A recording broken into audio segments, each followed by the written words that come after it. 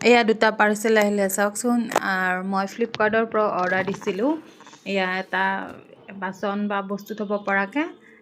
এটা আৰু এটা মই অৰ্ডাৰ দিছিলোঁ চাব দেই আৰু এটা মই অৰ্ডাৰ দিছিলোঁ মছলা ভৰাব পৰা বহুতকেইটা আছে দেখি ভাল লাগিল সেইকাৰণে ফ্লিপকাৰ্টৰ পৰা অৰ্ডাৰ দিলোঁ চাব দেই এয়া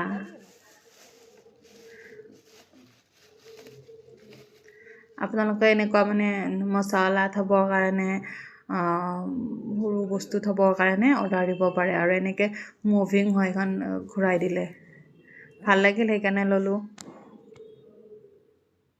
আজিলৈকে ভিডিঅ'টো ইমানেই আছিলে বাই বাই